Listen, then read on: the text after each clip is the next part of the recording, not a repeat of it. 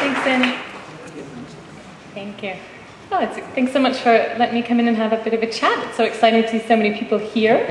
So I'm going to talk about the campaign that was created out of necessity back in April of 2012. It was announced through the COAG process that the Prime Minister and the state governments wanted to hand approval powers for matters of national environmental significance under the EPBC Act to the states, which essentially means that for matters of state significant development and major development proposals, people like Barry O'Farrell and Campbell Newman would have the last say, as opposed to the federal government.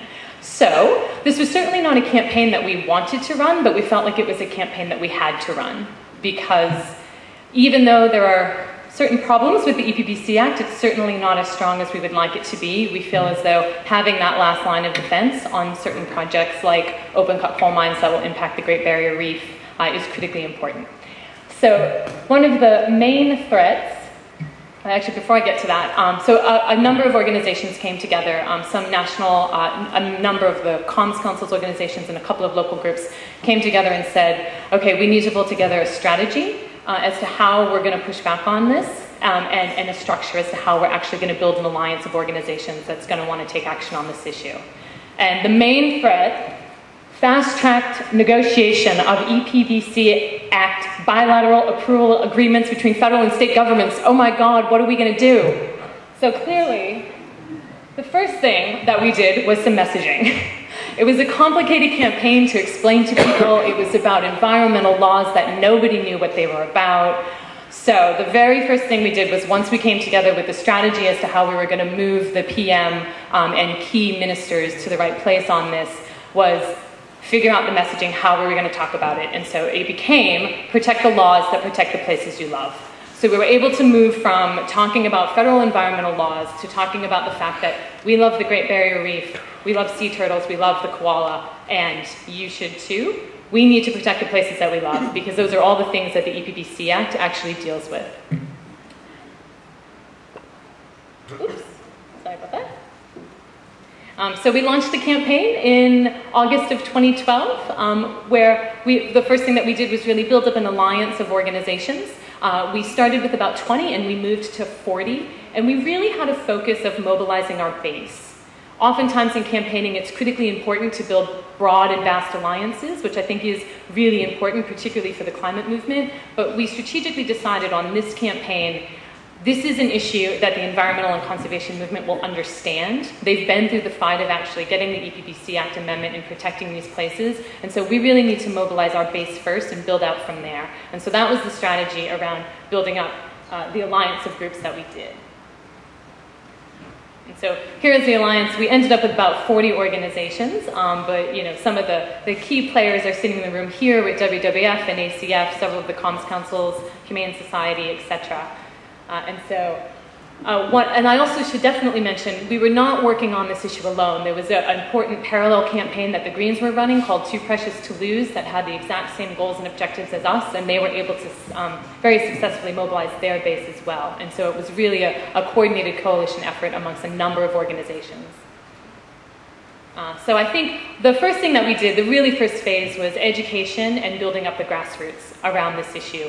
As I mentioned many times, it was all about cutting green tape, and it was really sort of complicated. I think for various reasons the government wanted it to be that way. And so we had to cut through all of that and just talk to people about the need for protecting the places that we love. And so one of the great things that we did around, I think, the creative, was that we made the campaign completely open source. So anyone that was interested in working on it, we were able to get them the materials that we were creating, we were able to get them the creative, and so we were all under the same banner of protect the laws that protect the places you love, but any group across the country could use any image that they felt like would work for their state or their local area, and could really talk to their member, their MP, about threats to places in their state and their electorate that could be impacted if these reforms went through the COAG process. And so, here are some of the images that we used. So that was really the first phase of the campaign. We brought someone on that could do grassroots outreach, paid grassroots outreach for a couple of days a week, and really just focused on the alliance of groups we had built and working with them to mobilize their networks and their grassroots. So we had postcard campaigns going, petitions, people meeting with their MPs, etc. Another really key part of this campaign was we had to do a lot of lobbying. This was a decision that was made within the COAG process, and a lot of the backbenchers didn't even know what was happening. They hadn't really been briefed on it. It was, again, somewhat complicated, and they weren't really paying attention. And so it was critical that we did a lot of lobbying to educate some of the backbenchers and key ministers as to the concerns that we had and how it was not a good idea for them to hand away their powers under the EPBC Act to state premiers like Campbell Newman. And so this is us delivering, I think we had about 15,000 petition signatures that we were delivering to Tony Burke sometime last year. And also with the lobbying that was going on in Canberra and the education campaign happening there to mobilize some of the key backbenchers on this issue was matched with meetings happening in the electorates as well. So things really started moving along in the lead up to the COAG meeting in December. We knew that this issue was going to be on the agenda for that meeting. And so this is where we really started to ramp up the tactics. While some of that grassroots pressure was still happening, people making calls, postcards, etc., we really wanted to make sure people understood that we were serious about what was happening. And so we had spent some time really working to mobilize some key VIPs in the Australia community. For example, Humane Society International was able to get David Attenborough on board with this campaign, speaking out against it. We also wanted to put our money where our mouth was and really show politicians that we were serious, and so we took out some paid advertising. It was a coalition effort. And so you can't read them that well, but these were a couple of the ads that we had taken out in the Fin Review. I think the other one was in the Brisbane Times, just really showing there's a number of people that were concerned with what was happening. And I think particularly the ad on the left, again, apologies you can't read it, but that was the coalition talking to the business community saying, we're really serious about this. This is not the direction that you want to go in cutting green tape, because what's going to end up happening is we'll return back to the days of the Franklin Dam where people needed to blockade in order to stop destructive projects, and that's not a place that you want to go back to. Oh, sorry, I need to go back. I'll just leave it up there for now. I forgot the punchline before I moved my slide. So the good thing that happened at the COAG meeting in December was we actually got what we wanted.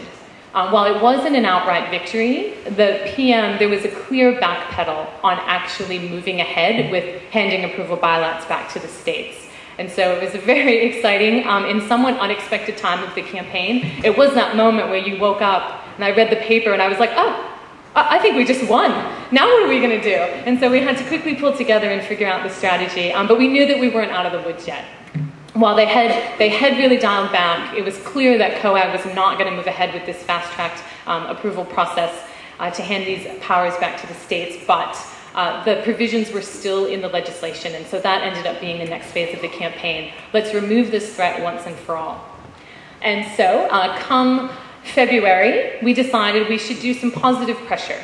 One of the things that did happen once they backed away from moving this process through COAG was a little bit of the urgency disappeared from the campaign, and so we felt as though it was really important that we continued to keep up that pressure, that we continued to show MPs that we were serious about this, we were still paying attention, and we wanted them to fix this problem once and for all.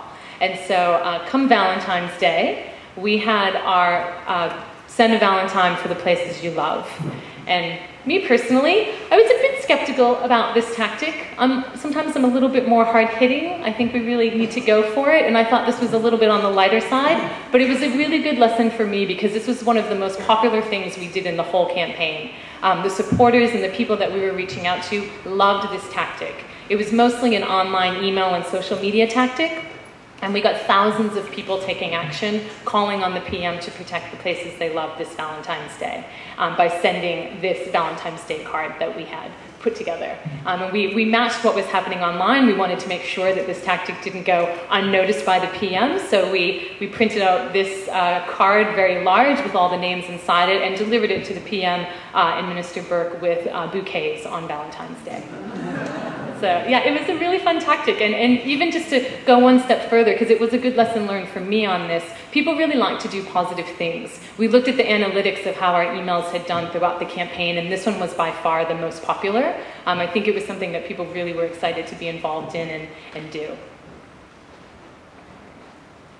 So, after that, I will say, while it was a very successful thing that we were able to wind this process back through what was happening with COAG, and I should also mention, I mean, it's not entirely difficult for a COAG process to just dissolve into nothingness, and so I'm not saying that we took full credit for that happening, but we do like to think that this campaign certainly had something to do with it.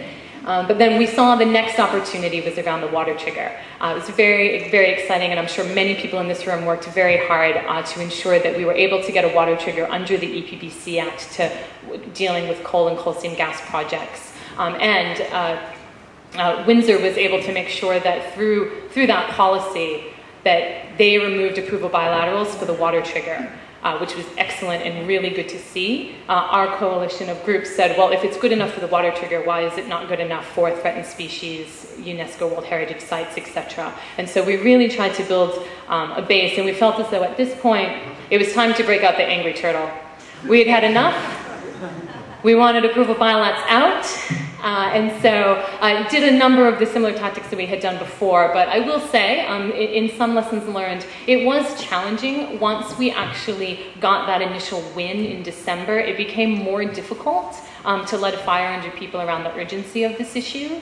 And so while we did really try to make sure that approval bilats got out for all of our matters of national environmental significance when they were moving amendments to the EPBC Act to put the water trigger in, we, in the end, were not successful, but we think that that is certainly a lesson learned that we should have been continuing to push from December on. We took a little bit of a break. We did a lot around Valentine's Day, and then we didn't really light the fire under people as quickly as we should have, and so that was a lesson learned. But I think in the end, it was still a very successful campaign because we stopped the immediate threat, and we built a lot of support around this, and we know that this is going to become more challenging if and when there is a change of government post-September. And so we've built a base, and we now need to move into the next phase of strategy for this particular campaign to make sure that we're not facing this threat into the future. Thank you.